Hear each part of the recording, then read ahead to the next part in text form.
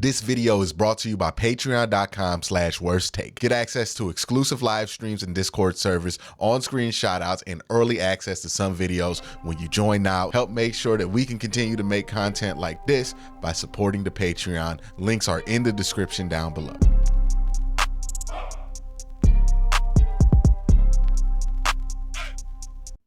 I walked away from the Browns game this week much more encouraged about Deshaun Watson than I was coming into it.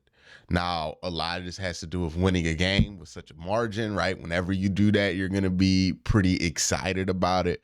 But I think one of the things that, well, not just one of the things, a lot of the things that encouraged me aren't just the big throws, right? We've seen Deshaun Watson have big throws and make great throws in games that he hasn't played well in, or in games that he hasn't lived up to expectation.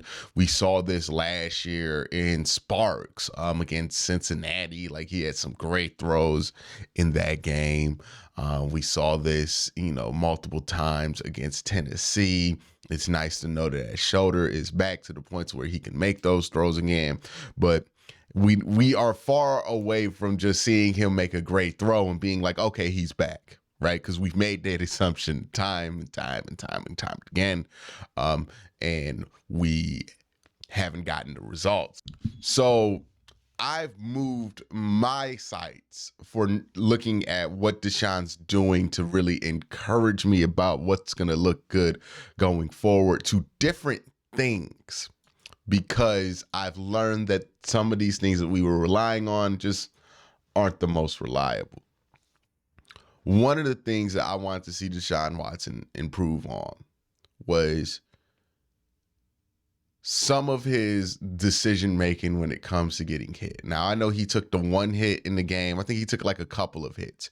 But that's okay to me if he takes one or two hits in a game, because the way he plays, he's going to take a hit or two, right? You watch, I always compare him to Joe Burrow. Right, him and Joe Burrow. I compared Joe Burrow actually to Deshaun Watson coming out of LSU. I felt like they were very similar players, and they do have a very similar play style. And the way Joe Burrow plays, he's going to take a hit. Right, he could play it safe, but he's going to take. Even when Joe Burrow was playing it safe with that calf injury, you go back, watch those games. My man was taking hits. Right. Now, Deshaun in this game didn't take as many hits as like Joe Burrow did during the calf injury, but he did take a couple of hits. But I felt like the way he took those hits were much better, right? Sometimes the contact isn't the problem, it's how you take the contact. And what you don't want is him putting himself in a position to where he's chest open and a defender can barrel in on him, right? If he's falling and a defender kind of wraps him up, that's fine. If he just takes a normal tackle, that's fine. He's a big person. He has taken a lot of hits in the NFL. I don't expect him to all of a sudden be fragile. So that is fine. But I felt like he did a really good job of protecting his body and not taking hits that he didn't need to take in that game. The dump off throw to the running back early in the game was a big point of that, where I was like, hey, good job. Like, way not to take the hit, because we've seen him in that situation before where he just decides to take the hit, right? He decides he's going to run it because he doesn't trust his running backs. But instead, he dumped it off to Jerome Ford. Jerome Ford ran the ball, got the first down. Boom. Nice. We saw him run, get out of bounds a couple of times. There was one run for the first down at the end of the game that he did a good job of diving and rolling out of that hit to make sure he didn't take a big hit. I understand some people aren't going to like that he cut back into the field to try to get that first down, but I don't mind that as long as you avoid a big straight up collision and you get on the ground in some way, shape, or form. And that's what he did. So, I thought he did a good job of that. Also, I felt like as the game went on, he got much more comfortable in the pocket. This is the one big difference I saw in that Tennessee game versus any other game he had in Cleveland. And that was the comfort in the pocket, the ability to just stay in there. And even when things got a little messy, he stepped up in the pocket, right? Instead of stepping out of the pocket, he stepped up. What concerned me the most in that Indianapolis game was that he flooded two clean pockets very early in that game for no reason, right? He went straight left. The second he felt like there could be a problem, and there wasn't even a problem in those two instances. That's what concerned me about the Indy game. That's why I'm going to watch in this Baltimore game, because I believe that at least this version of Deshaun Watson, and I think Deshaun Watson in general, is better when he steps up first in the pocket, right? If that's his first instinct when there's pressure is to step up, and he gets really good at that, which he has shown signs of being able to do, then that's when he's playing his best football, at least as a quarterback. When he has to kind of roll out to the side and play hero ball, I don't think that's his best stuff. I think you can sometimes get a play out of it, but I don't think that's his best stuff. I think you see his best throws consistently when he gets a little pressure, steps up, and throws a strike. That's when you see the best stuff out of Deshaun Watson when it comes from an arm talent perspective. You notice that great throw he had to Amari Cooper at the end of this game. Stepped up, had a little pressure, stepped up, made that throw. That is the Deshaun Watson that you want to see. You know, I understand it's part of his play style. He's going to get out the pocket, everything else like that, and that he can make plays out there. And that's cool. But just because you can don't mean that that's the best way to make plays. And I don't believe the best way for Deshaun Watson to make plays is for him to be scrambling around there left and right like he's at Clemson.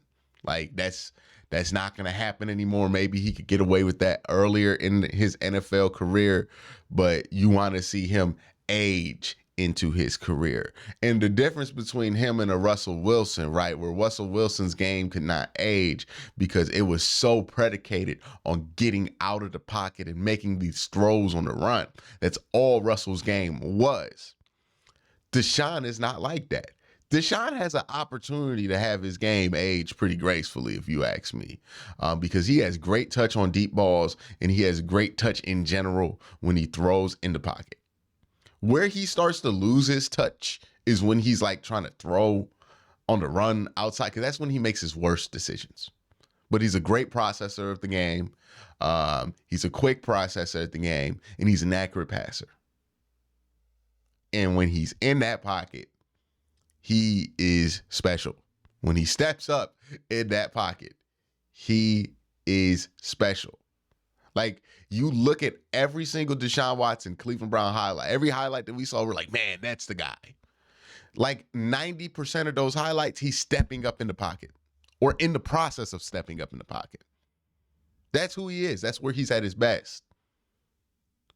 And that's how his game's going to age even more gracefully, is if he understands that. And I think he does, and I think that's going to be something that continues to develop here while he's in Cleveland. And it gives me hope for the future. Another thing that was really encouraging was that his performance when blitzed and under pressure significantly better than even the Tennessee game, right? We go back in the Tennessee game, the bulk of that production was when the pocket was kept clean and when he wasn't blitzed, right? When he wasn't blitzed, he had 264 yards against Tennessee, 2 touchdowns. And then when the pocket was kept clean, 248. When he was under pressure, which was 11 of his dropbacks were under pressure against Tennessee, he gave up he got 14 yards on 8 pass attempts. 41 yards on 8 pass attempts. No touchdowns. PFF graded 50. When blitzed, it was even worse. 7 attempts, 4 completions, 25 yards, 36.3 grade on Pro Football Focus.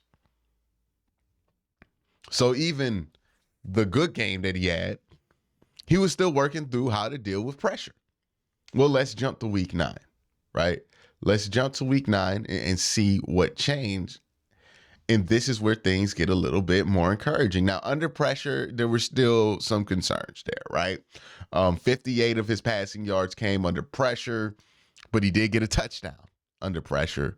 And 54.5 completion percentage for 58 yards and a touchdown. So it's better. It's much better.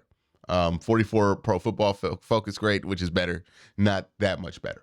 When blitzed, he had a much better performance. Both of his touchdowns in this game came when he was blitzed. And he had a 66.7 completion percentage and 60.9 Pro Football Focus grade when blitzed. That is a significant jump from what it was in week 3. And I think that has to do with like him just getting comfortable.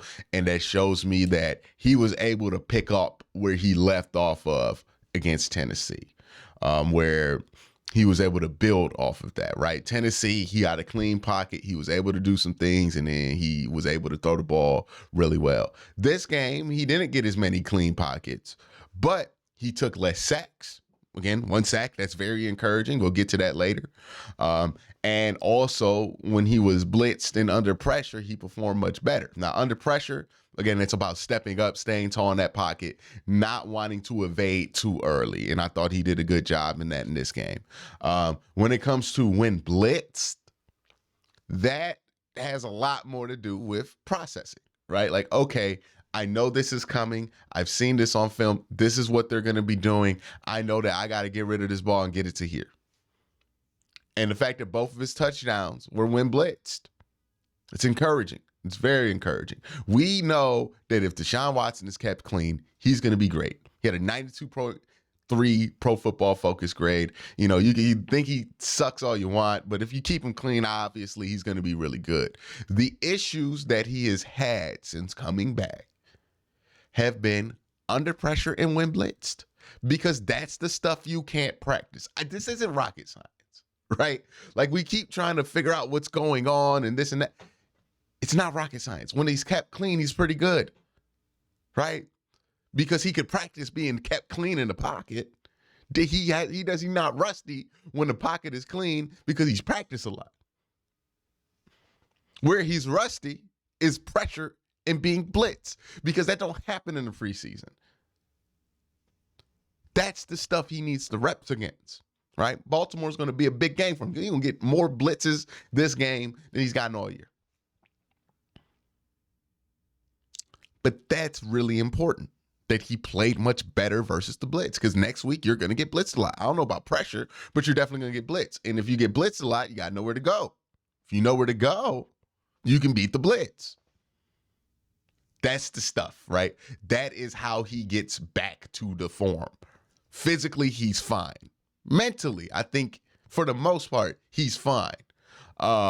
It's more about getting used to getting that pressure, getting used to seeing exotic blitz packages and adjusting to them in the middle of the game. The most encouraging thing about this game is that him and Amari Cooper drew up that last deep ball in the sand, as Kevin Stefanski puts it, as an adjustment, as a check to a blitz that the Arizona Cardinals were giving him. That tells me that he is getting to a level of comfort with his players on this team and with his offense on this team, that he's starting to do that next level franchise quarterback stuff. A lot of guys can be good when the pocket's kept clean. It's about what you can do under pressure. It's about what you can do when blitzed. And that's also the stuff that if you're rusty, that's going to be where the rust shows. When you're under pressure, when you're blitzed. Because again, you can't practice none of that. He's an excellent quarterback when the pocket's kept clean. But where you want him to get better and where he has improved over the Tennessee game is his performance under pressure and when blitzed. And for a first game back after a 5-week injury, for that to be the case, that's very encouraging. I would say it's very encouraging. The 1 sack that he took in this game, very encouraging, right? Because what have I've complained about one thing about Deshaun Watson consistently. What's that one thing been? Even when he was in Houston, he takes way too many sacks, right? Like, I understand play style, all that, but he takes more sacks than anybody with that play style.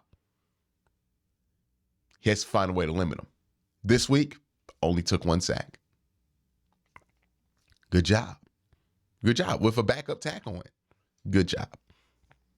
Want to see more of that. Had 2 big time throws. Again, 2 big time throws when the pocket was kept clean, and when he wasn't blitzed. He's capable of that. You know what I mean? But once he start making those same big time throws when he's blitzed and under pressure, that's when you're going to get a different version of him. And that's going to take game reps to get to. But that's my thoughts on why I feel like I'm way more encouraged from this game than I was coming into it with Deshaun Watson. Let me know what you think in the comment section down below. Y'all have a great day. Have a good night.